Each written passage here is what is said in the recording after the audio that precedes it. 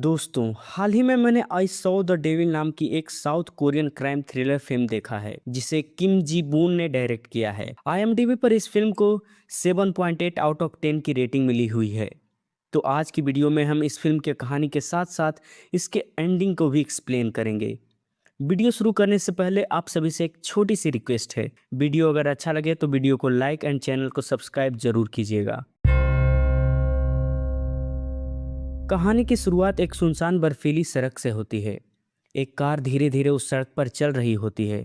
अचानक कार रुक जाती है क्योंकि उसका टायर पंचर हो जाता है। कार के अंदर एक लड़की होती है। वह तुरंत अपने फियांसे किमसू को फ़ोन करती है।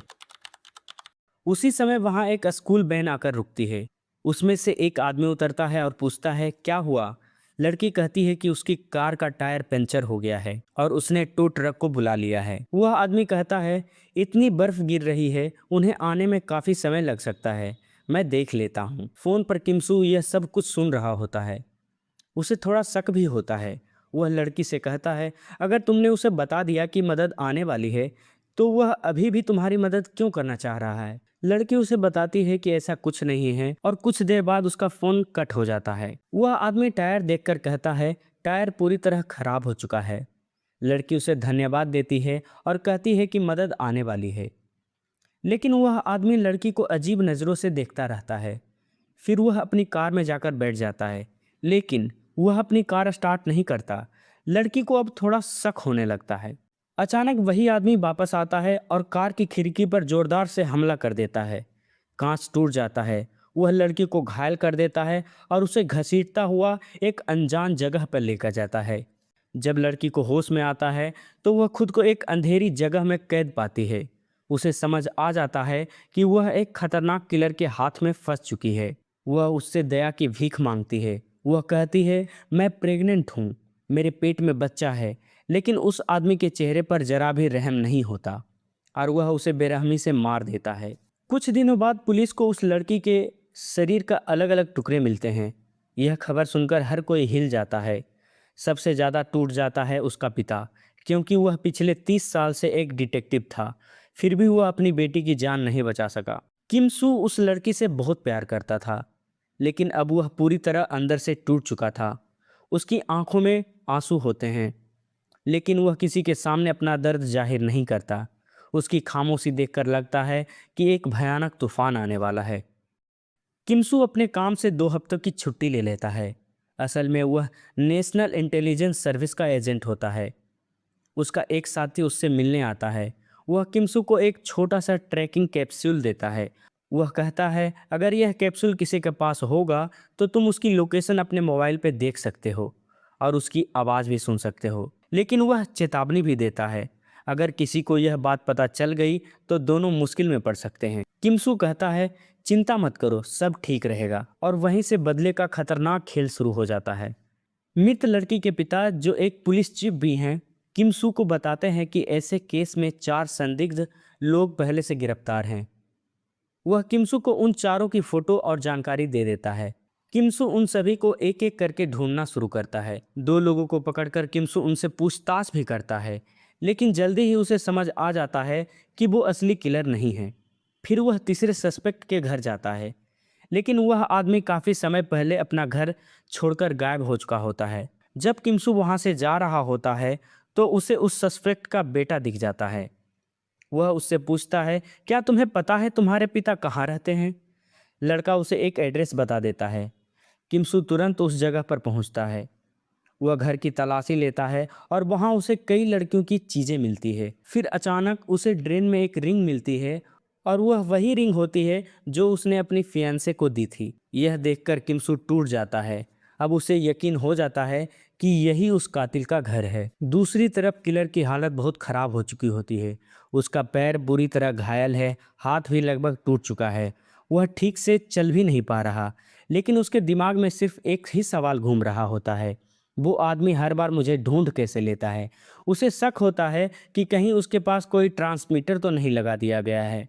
वह अपने जूते, कपड़े और पूरी कार की तलाशी लेता है, लेकिन उसे कुछ नहीं मिलता। अब जैंग को अपनी कार पर भी शक होने लगता है। इसलिए वह हाईवे पर जाकर कार बदलने की कोशिश करता है, लेकिन जिस गाड़ी में वह बैठता है उसमें कुछ सैनिक बैठे होते हैं, इसलिए वह वहां कोई हरकत नहीं कर पाता। दूसरी तरफ किम्सू को उसकी मंगेतर के पिता का फोन आता है। वह कहते हैं, अब इस किलर का पीछा छोड़ दो, तुम उसे बहुत सजा दे चुके हो, अब कानून उसे सजा देगा।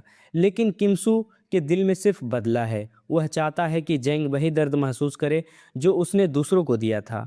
उधर किलर अपने दो अजीब दोस्तों के पास पहुंचता है, एक लड़का और एक लड़की, लेकिन वे भी उसकी तरह साइकोपैथ होते हैं। जेंग उन्हें बताता है कि एक आदमी बार बार उसे पकड़ लेता है, मारता है और फिर छोड़ देता है।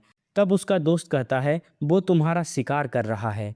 यानी अब शिकारी और शिकार की जगह उलट पुलट हो चुकी है। जेंग अपने कमरे में बैठकर सोचने लगता है। तभी उसे अचानक याद आता है, उस आदमी के हाथ में एक रिंग थी, और वही रिंग उसने उस लड़की के हाथ में भी देखी थी जिसे उसने मार दिया था। अब जेंग समझ जाता है वो आदमी उसी लड़की का फियांसे है।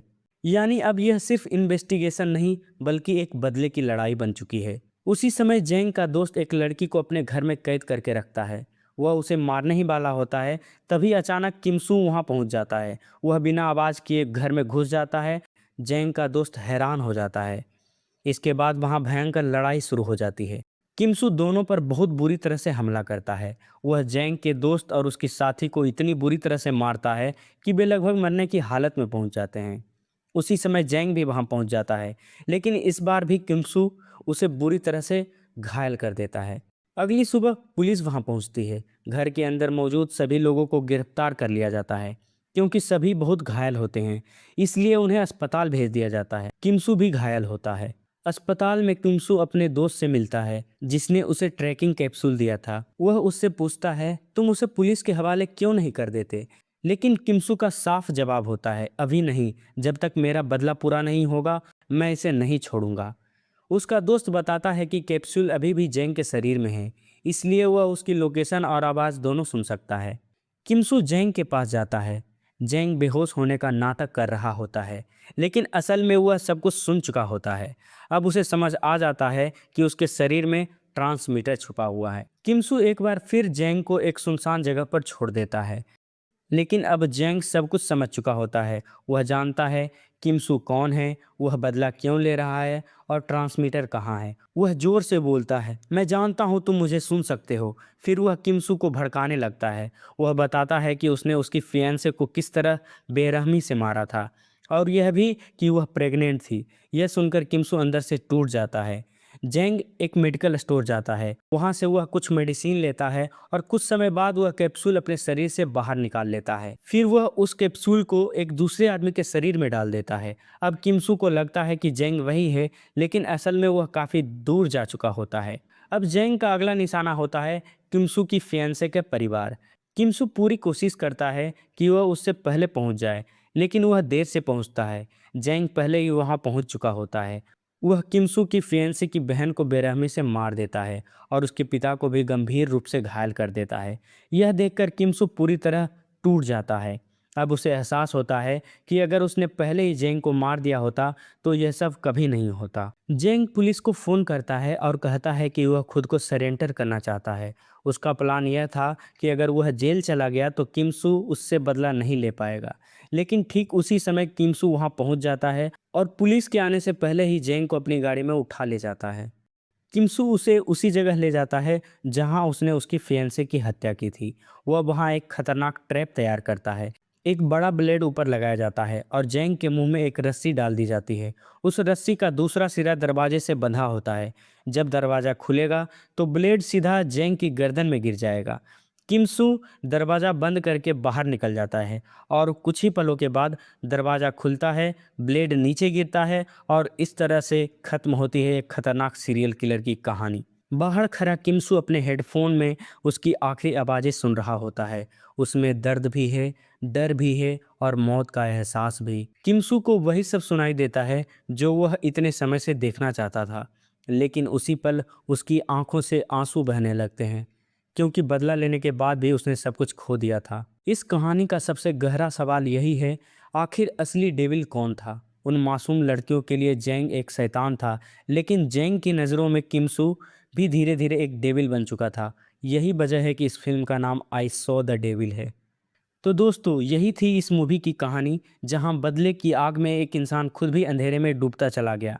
अगर आपको यह मूवी एक्सप्लेनेशन पसंद आया हो तो वीडियो को लाइक ज़रूर करें और चैनल को सब्सक्राइब करना ना भूलें। मिलते हैं नेक्स्ट वीडियो में।